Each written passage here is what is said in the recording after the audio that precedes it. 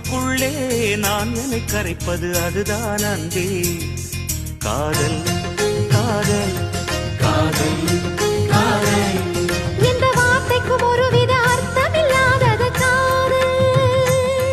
இரு பார்வைகள் மௌனத்தில் பேசுகின்ற மொழி காதல். இங்கு கீழ்த்திசை சூரியன் நேர்த்திசை தோன்றினும் பாதை மாறி போகாது. காதல் காதல் காதல் காதல்.